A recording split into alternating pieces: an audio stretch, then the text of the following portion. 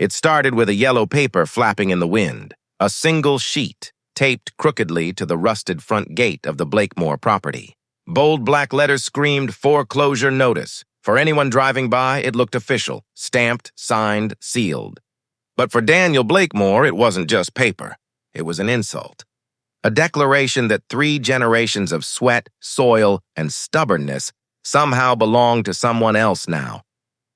The thing is, Daniel never missed a single payment, because there were none to miss. The land had been paid off decades ago, so when that notice showed up, he knew this wasn't about debt. It was about power, and the woman behind it, HOA President Marjorie Vale, the kind of person who could turn a cul-de-sac into a courtroom.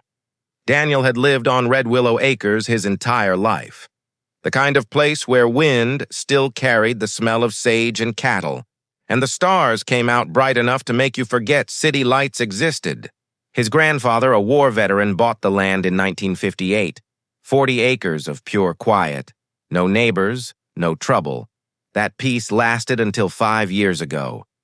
That's when the developers came, followed by the Red Willow Estates HOA. Rows of beige homes, mandatory dues, approved lawn colors. They called it progress.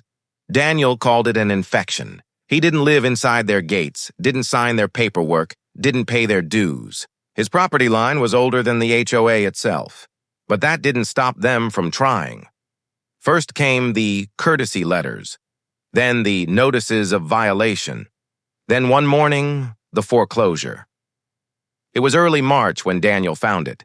He'd just come back from town, groceries in the passenger seat, when he saw that yellow paper fluttering against the wire fence. At first, he thought it was a prank, maybe some teenager trying to be funny. Then he saw the logo, Red Willow Estates Homeowners Association, and below it, in neat serif font, property in violation, subject to community foreclosure. He read it twice. Then 3 times. By the 4th, his jaw was clenched tight enough to make his teeth ache. There was a phone number at the bottom, Office of Compliance, HOA Legal Division. He called. Red Willow Estates, this is Marjorie Vale speaking. Her voice was sweet enough to rot your teeth. Daniel recognized it instantly.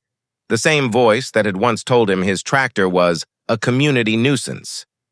Marjorie, what's this nonsense about foreclosure? Oh, Mr. Blakemore. I was just about to reach out. It seems your property has accumulated substantial unpaid association dues, and our records show multiple violations still unresolved. Our attorneys— Marjorie, he interrupted, calm but dangerous. My land isn't part of your HOA. Never was. Never will be. There was a pause, then a chuckle. Daniel, community boundaries change over time. Maybe you should check your mail more often. Click. The line went dead. That night, Daniel sat in his kitchen, staring at the notice under a single flickering bulb. He wasn't a lawyer.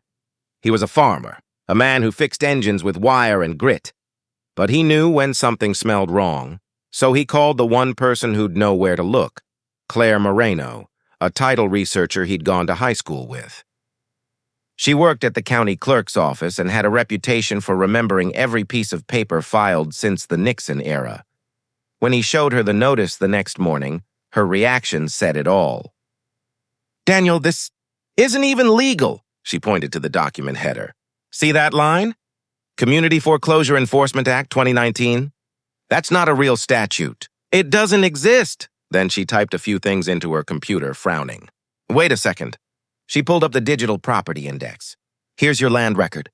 And here's something new. Filed 2 weeks ago. A quitclaim deed, transferring ownership of Red Willow. Parcel 3B from Daniel Blakemore to Red Willow Estates. HOA. Signed and notarized. Except Daniel never signed a thing. The signature on the document looked almost right, just different enough that anyone who didn't know him would believe it. But Claire knew. She'd seen his real signature dozens of times. This is forgery, she said quietly. Daniel's stomach turned. How could they even file that? County recorders don't verify signatures. They just record what's submitted. It's a loophole. He thought back to what his father used to say. When they want your land, Danny, they won't knock on your door.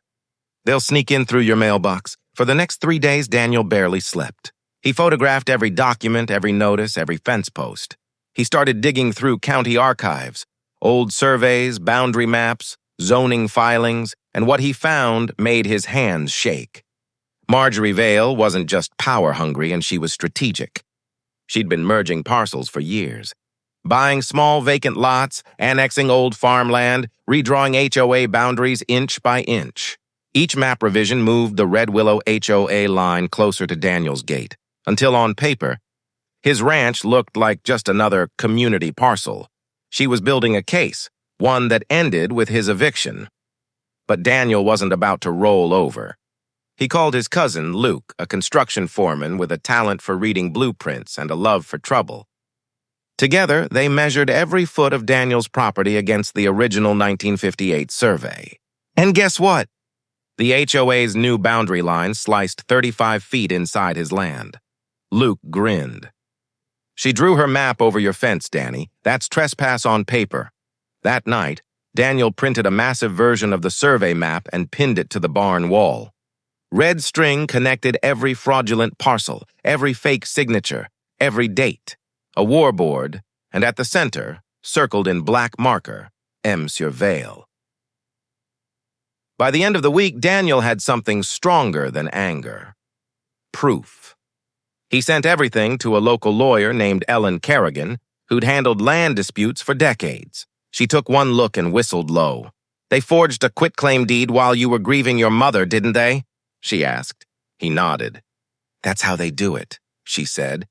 "They strike when you're distracted. But this is criminal fraud. Wire fraud, even. If they used county e-filing systems, it's federal." Ellen filed a lis pendens, a legal hold that froze the property's title. That meant Marjorie couldn't sell, transfer, or build on it without triggering an investigation. 3 days later, Daniel found her standing at his gate again, this time with 2 HOA board members and a cameraman. "Daniel," she said, voice dripping with condescension, "this is private HOA property. You're trespassing." He smiled, slow and cold.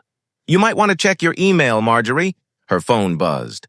She glanced down, face blanching, as she read the court filing Ellen had just emailed to all parties involved. "You can't—" "Oh, I can," Daniel interrupted. "And I did." Her cameraman lowered the lens. One of her board members muttered something about calling legal. Daniel leaned on the gate, sunlight glinting off the metal. "You forged a dead woman's name," he said softly. "You used my mother's passing to steal what she left me. You think the county won't notice? They already have." For the first time, Marjorie Vale didn't have a comeback. She turned, red-faced, and stormed off down the gravel road. But Daniel wasn't done. He wanted justice, not just for himself, but for every neighbor she'd bullied. He teamed up with Claire and Ellen to pull every financial record linked to the HOA. That's when the real story exploded open, over. $220,000 had quietly disappeared from the HOA's reserve fund. Consulting expenses, community upgrades, legal retainer fees, all fake. All transferred to a company registered in Marjorie's husband's name, Vale Property Management, LLC. They weren't just overstepping their authority. They were laundering money under the HOA's name. Daniel had stumbled into something much bigger than one fraudulent deed. He'd uncovered an entire criminal operation, and now he had the receipts. When the local news picked up the story 2 weeks later, the headline read, "Rancher Fights Back. HOA Forgery Exposes Six-Figure Fraud." Reporters camped outside Red Willow Estates for days. Homeowners flooded the association office demanding answers. 3 board members resigned overnight, and Marjorie Vale? She vanished, until county deputies showed up at her doorstep with a warrant. Daniel watched from his porch as her white SUV rolled by one last time, sheriff's car close behind. He didn't smile, didn't gloat. He just leaned against the porch post, hat tilted low, and whispered, "Told you I wasn't part of your community." It took 6 months for the case to wind through court. Marjorie pleaded guilty to forgery, fraud, and falsifying public documents. The HOA was dissolved, its funds redistributed back to the residents. Daniel kept the foreclosure notice, framed, nailed above his workshop door. A reminder, some people build fences, others build evidence, and sometimes the quietest man in the valley is the one who brings an empire down.